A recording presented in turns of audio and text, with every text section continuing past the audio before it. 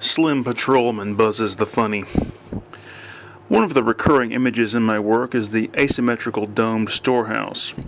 This image has been manifested rather than manifesting itself, leading to accusations of clumsiness in execution or a lack of finesse, as the storehouse in question could not, supposedly, spring into existence on its own. However, apparently this is exactly what did happen, for, according to more than a dozen eyewitnesses, one day the field next to McGruver's chicken terminal was empty, and the next, the storehouse, with its characteristic asymmetrical dome, stood in its midst. "What function do you think the dome serves?" Panzer Algebraic, a man on the scene with electronic recording equipment, asked one of the eyewitnesses. "I don't know, but it looks awfully suggestive, don't it?" The man, an animatronic figure, escaped some years ago from Disney World, smelled strongly of pickled relish and wore a t-shirt reading, "Fantasy Skate Around." As long as the makeshift press kept its attention focused on the appendage-like dome rising above the nearby pines, there would be no danger of discovery. Local boys had been either paid off or given the warning. My representatives were free to continue with the work beneath. An interstitial assembly of motorized crates was being connected, even as we watched from the Sims kitchen window, to the storehouse's foundations. I received reports every 5 minutes or so through the bubbling of Mrs. Sims' peach cobbler. "Will you be having any with us, Mr. What do you think is inside that structure?" Algebraic, whose own t-shirt bore a picture of an anthropomorphic mug of green tea and read, "Why didn't anybody tell me how bad I look?" This would-be reporter, whose efforts were disseminated through an organ of bad faith called Jimmy Carter's Banana Pudding, later disappeared with all his notes and records. "It's as if he never existed," Bart dusted his mitts. "Not exactly," I rejoined. "His mother still bears a scar." No time to get into a discussion. The cobbler was ready. Mrs. Sims, looking much like a Venusian ostrich muppet in horn-rimmed glasses, waited until the bubbling had subsided to begin cutting. I did not. "A recurring image in my work is the asymmetrical dome storehouse," I told my companions. As we moved through the caves of white cheese, I wondered how much of the bubbling was directly related to our secret activities and how much was just gas. "Connections completed?" I asked Farrell Dunkett, the ratchet man. "Just about," he hinted through leers and many gestures. "It behooves me to thank all of you for everything you've done," I addressed the crowd in tones designed to harmonize with the drill powering down in the background. "When do we get paid?" someone shouted out, inducing the much-needed laughter that we all felt had been suppressed for too long. I pointed to the card table set up against the neoprene mudguard. A functionary sat behind it, ready to dole out the checks. As the men circulated, nibbling on complimentary donuts and coffee, I ran my hands over the assembly anchoring the storehouse above to the cheese below. "When do we get to see what's inside?" One of the men, Martin, whom I had gotten to know somewhat during the project, asked me like Miles Davis threatening a meter reader. "When you read about it in the paperback edition." I longed to drown the man in a bucket of gasoline. "I'm trying to write a book here. Stop reiterating something you read somewhere else. The storehouse is full of unexplained things to be seen and never played with. Greed is caused by arthritis or the other way around, I can't remember."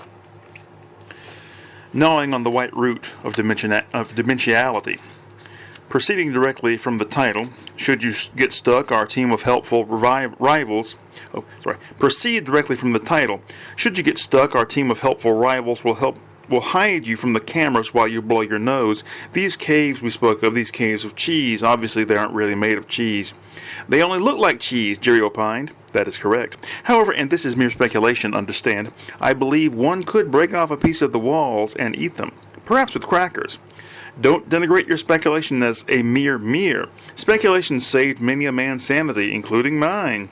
"Oh, your sanity's never been in question, like yours has." "I know it," I slumped. "I'm distressingly normal." "So what about gnawing on the white root of dimensionality?" The white root, attached to the bottom of the rabbit's foot, uniformed and resplendent thereby, burrows down into the earth and emerges in one of three unfinished worlds. One is that of the animal, one that of the human, and the third that of the machine, each a metaphor, obviously, for that which is not cheese. Shit smells like cheese, and don't tell me no, cheese smells like shit. I wouldn't dream of it. You yourself dismissed such bogus distinctions, I remember. And now back to the white root of dimensionality. Parenthetically, yes. An unfamiliar environment can be a source of emotional upheaval. The white root taps into this upheaval, whatever world it finds itself in. Being blind, it cannot know which it is dropping its tendrils into anyway. forestalling the foregone formula. God bless you, Don and Phil. The two men found themselves in the black-ribbed labyrinth of Tarantula Paralysis Mall. It was Christmas time, although you couldn't tell based on any decorations, for there were none throughout the mall. The theme of extraterrestrial arachnids' lair and related cultural statuary was enforced by a sliding scale of fines to which all the leaseholders must agree. Neither Don nor Phil particularly noticed the lack of festivity, for they were both atheists who had long ago abandoned the hypocrisy of Christmas and not bothered to replace the holiday with anything else. "Any sign of him?" Don asked. "Nothing," Phil replied, rechecking the tracking mechanism's display. This piece of equipment, which came in a handsome leather case with a matching strap that Phil wore around his neck, was manufactured by Boris Fanta of Mans Droppings, Illinois. Just before setting out on their journey, the two men had stopped by the factory and purchased the top-of-the-line model Camper Band 16 at a significant savings over the retail price. "I think it was worth the detour," Phil had told Don as they made their way back into their intended route. He fidgeted happily with the controls. "Doubly so, since we got to see that chick with the big tits," agreed Don. He was at the wheel of their tiny car. As he drove, he wondered who lived in these sad houses they passed. How did they find employment enough to continue even a subsistence regimen?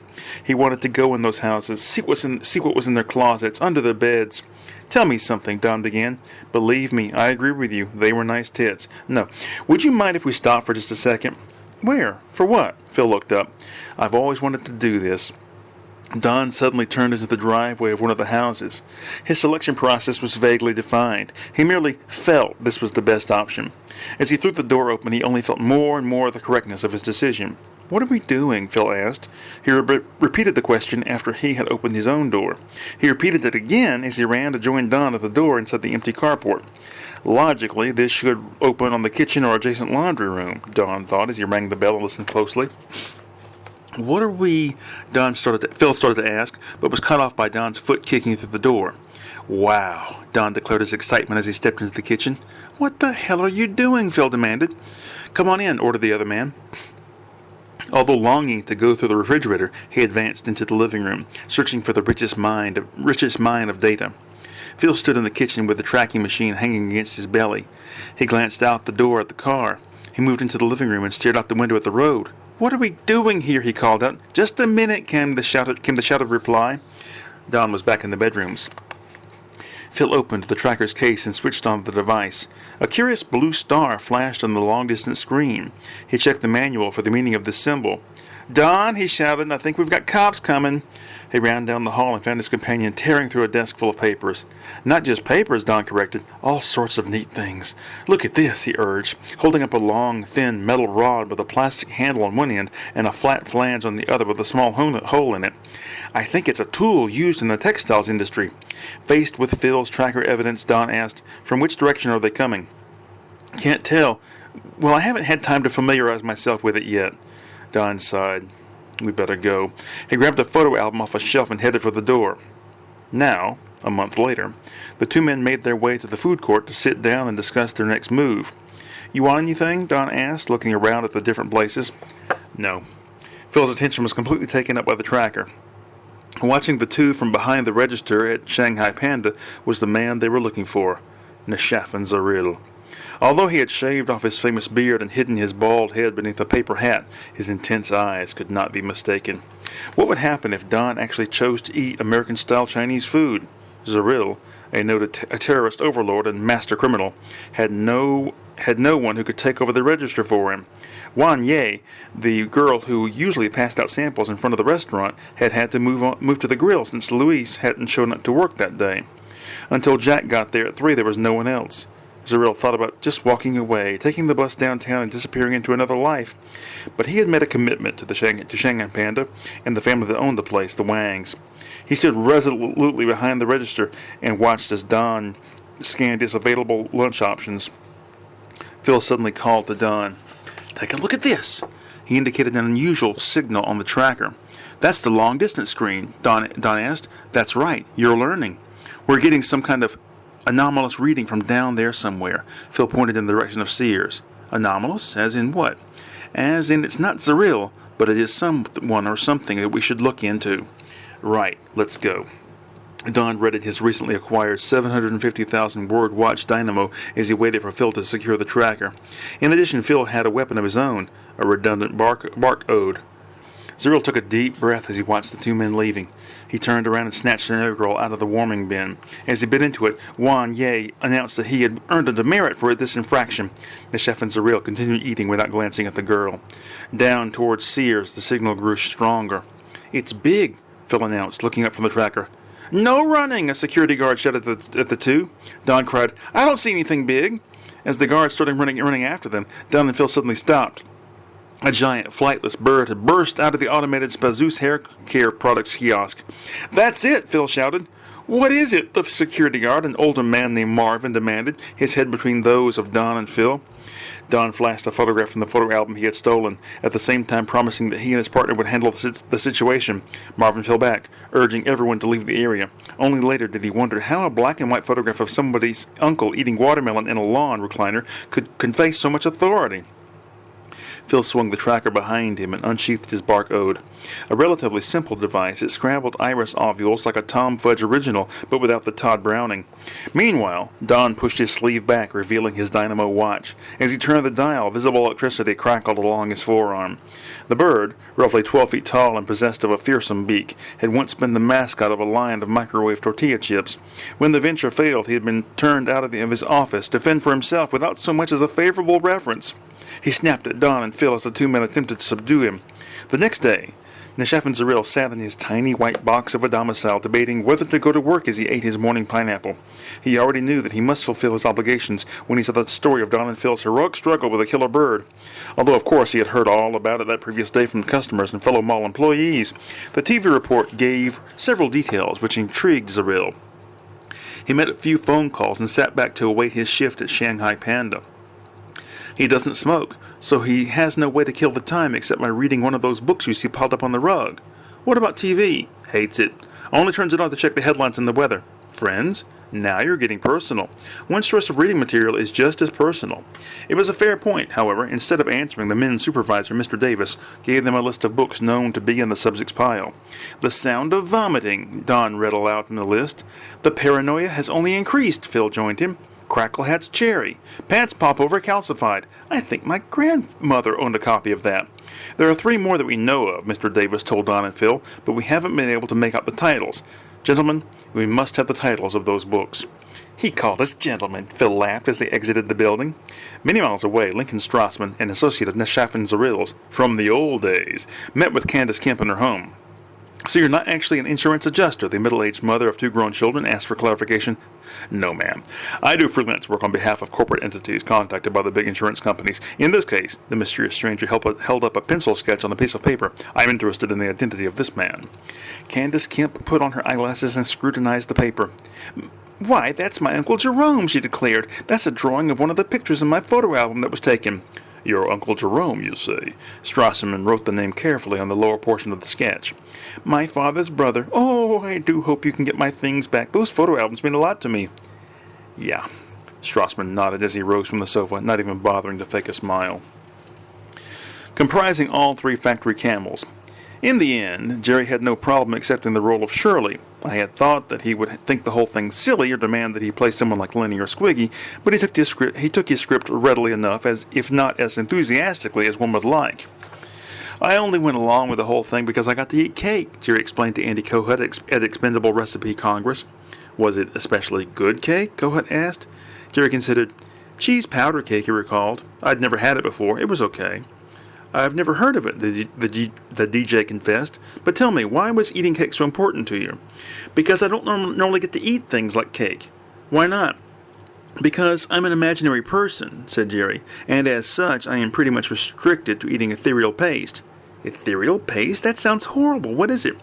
"It's a commercially produced synthetic supplement especially formulated for subcorporeal entities such as imaginary persons." "I didn't know all that," I told Jerry as we took our places on the set. "Well, don't feel bad. I would have done the scene even if you hadn't fed me cake." Jerry directly contradicted his future self. One of the stagehands handed him a plate with a piece of cake on it. Jerry started to go at it with his fork. "Not now," I directed. "You're going to be sick of cake before the day is over, so just wait until we start." We each sat on opposite ends of a ratty old sofa with our legs tucked beneath us. Jerry's beard had been cleverly disguised by layers of pink latex and chicken wire. He wore a short black wig and the typical clothes of a young independent woman living in a big city in the early 1960s. I had on a white fuzzy sweater that barely contained my fresh, upthrust Italian-American breast. The sweater had a cursive L over the left tit.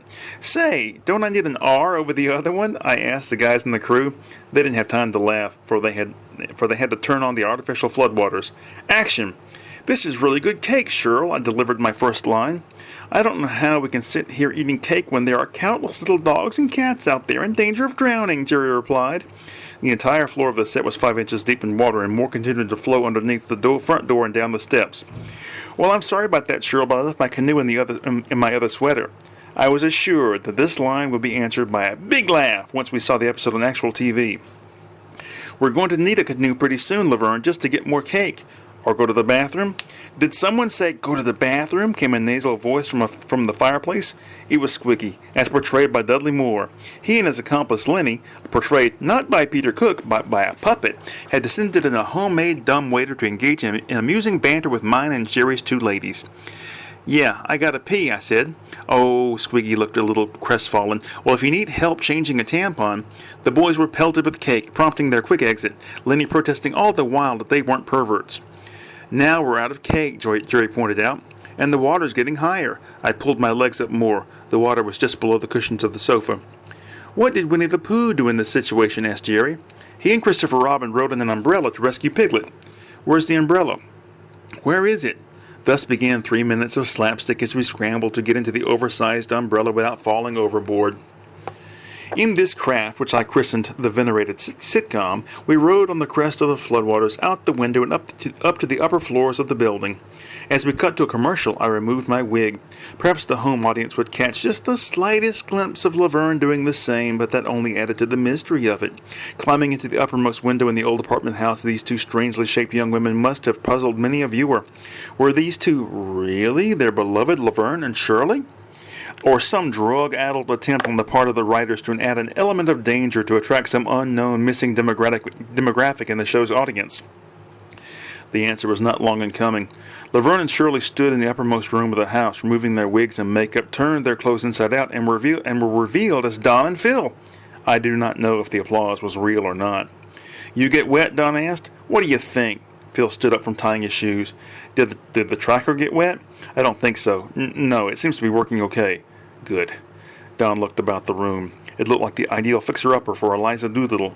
The floor was nothing more than unvarnished strips of wood laid side by side. The floors were covered with dingy rose blossom patterned wallpaper that looked as though the room had been the host of numerous barrel fires over the years. The only item in the room was a dressmaker's dummy, but one from planet Domosectoid. "Now, supposedly," Don said, looking about, "this is the uppermost room in the house, but I suspect there are rooms even above this." "They must be very small." Phil glanced up from the tracker's multiple screens. "Not necessarily. Anything on the tracker to indicate where to look?"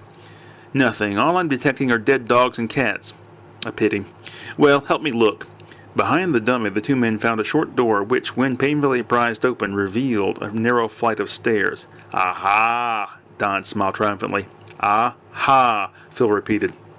They squeezed through the doorway, climbed the stairs, and were met with a short hallway ending in two rooms, one on the left and one on the right. In the right-hand room, they looked for signs of recent habitation. "Anything?" Don asked. "Faint traces of dream slime, but nothing definite." The room was completely dark. There seemed to be no lights at all. The only window was boarded up. Don and Phil had to use their pen lights to look around. "Just a bed, that's all." "I would suggest this room is used only for sleeping." "You would?" "I am suggesting. Let's check out the other one." The other one was light and airy. The windows were open, the breeze blowing tall curtains of gauze-like material. The theme was spring green and daffodil yellow. "Lots of books," Phil noted. "No bed." "So this room is just for reading and working." Don indicated a desk covered with papers of digital redundancy. "You know, Don, this looks like a girl's room." "Well," Don drawled, "I wouldn't want to be so bigoted as to speculate on the gender of a person based on the stereotypical reading of his taste in decor." "You said his," Phil pointed out. He literally pointed it out. He stuck out his index finger and with it targeted his friend and partner. "I'm just going by the traditional rules of grammar." Don picked up a book titled The Traditional Rules of Grammar and held it out like a tiny fish representing the entirety of the day's catch. "Never took you for a conservative," Phil commented as he looked through the closet. "Conservatism has nothing—" Don stopped as he opened the book and watched a folded piece of paper fall to the ground. "Is it digitally redundant?" Phil asked, peering out from behind the hanging clothes. Don looked sourly around as he bent to pick up the paper. Take a look at this," he said. "What is it?" Phil came out of the closet with a shoebox in his hands. The paper referenced items found in that very shoebox. In turn, mention was made of the hidden paper and a rebus drawn on the bottom side of the lid. Don and Phil put all of these things, as well as a stack of books, into a sack and exited the house. By the time they got outside, the streets were dry and the credits were rolling. "The brewery will be closed for at least a week," Don could be heard saying as they walked away. "Let's make the most of it," answered Phil. The whale noodle naturally regrets. When the band Great White came out with their version of Mott the Hoople's Once Bitten, Twice Shy, I hadn't yet heard the original. As I walked around the cylindrical tanks holding the world's finest collection of cuttlefish, I reflected on the intervening 15 years. "I really like Mott the Hoople," I told the wagon load of little heads that I pulled behind me, "but I don't think I'll ever listen to Great White again. At least I had not a whole album all the way through." "What about a greatest hits package?" one of the heads, I think it was Franklin, asked. "Disco Pain and Knives," I responded. Almost all of the world's 3,200 known species of cuttlefish were on display, from the Milano Ghost, the smallest, to the great coffee-drinking cuttlefish, the largest. The tank containing the great coffee-drinking cuttlefish held 3 specimens of this magnificent species. The largest of the 3, named Mr. Davis in a citywide competition, was roughly the size of a professional basketball player's duffel bag stuffed full of crickety pizza dough and long angular objects. Mr. Davis floated in the darkest part of the tank, where the shadow of the cuttlefish sign fell.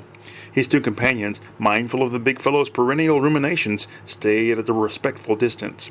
I approached the tank knowing only that I must ask Mr. Davis something, but what I had no idea. "Ask him about the fantasy skate-around," Grover the little head prompted me. "Shh." "How about whatever happened to Cindy Williams?" "Please." I gave them all a good glare. "I can handle this." I turned back to the tank and found myself face to face with Mr. Davis. As I stammered for words, the great creature gestured at the old-fashioned telephone receiver hanging from the tank's base. I picked it up and put it in my head. "Hello," I said. "Hello there," replied a voice much like that of John Forsyth. I knew it was Mr. Davis speaking to me. "I understand you wish to ask me something," Mr. Davis continued. I looked closely, but could not tell how the big invertebrate was producing speech, nor how this speech was being transmitted into the phone. "Yes, that's right, only—" I gave an awkward laugh. "I don't know exactly what to ask," Mr. Davis completed my thought. "Essentially," I agreed. "Well, what do you think?" Mr. Davis looked to his fellow cuttlefish for help. "Any ideas?" "Perhaps the gentleman needs some general information," suggested the cuttlefish on Mr. Davis's right, moving forward. "Or something specific," added the third creature, also coming closer. "What did you have in mind?" Mr. Davis asked. While these perorations were going on, the little heads in the wagon unable to stand it any longer, began shouting to me to tell them what was happening. "What are they saying? What can you hear?" "Shh!" I shushed them. "This is bullshit," Chester griped. "I was told I'd have a fun day at the zoo, and look at this. I'm leaving." "I don't think you can do that," someone, probably Herbert, piped up. Can? Chester sneered, working his way out of his little cup. "Don't you mean should or must or allowed to?" "Now where are you going?" Franklin asked. "I'm leaving," Chester repeated. "I'm going to do something fun." "Hey, Tuzgaboot, he's leaving. He's jumping out. Chester's leaving." The little heads began yelling for my attention. I begged my cuttlefish friend's pardon and turned around, but it was too late. Chester had jumped from the wagon, landed on his day camp adventurer's knapsack, and rolled to his tiny ambulatory stumps and began running for the exit. "Excuse me," I said into the phone. I was about to put it down, but Mr. Davis stopped me. "Wait," he cried. "I know what it is you wish to ask." "You do?" I wondered, glancing at the passageway out. "Yes, you wish to know where your little charge has gone." I saw my own reflection in the tank. "Very funny," I said. "Very clever." I put the phone back in place.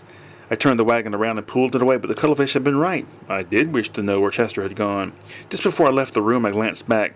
Mr. Davis, watching me leave, spun and wriggled in such a way that I knew I must check the resident's cream jalopy. It was a few days before I managed to worm my way into the auditory chamber in the deepest part of the jalopy. In the meantime, I had grown a beard and adopted the mannerisms of a pucazoid, but there on the stage was Chester, entertaining an audience of small, wild apples, lipstick dispensers, kazoos, broken yo-yos, biscuits, baby shoes, and glass pig's feet. I settled into the back row, kept my head down, told the waitress to bring me a mug of green tea. Chester's act wasn't so much stand-up comedy as a series of mildly humorous monologues of what those in the trade call an esoteric nature. I caught the tail end of the last one. It was something about noticing for the first time just how big the toothbrush is once it's in your mouth. Chester made a reference to cigarette-smoking aliens and left the stage to mostly subdued applause. One guy up front, however, a baby shoe, if I saw aright, got his hands sore.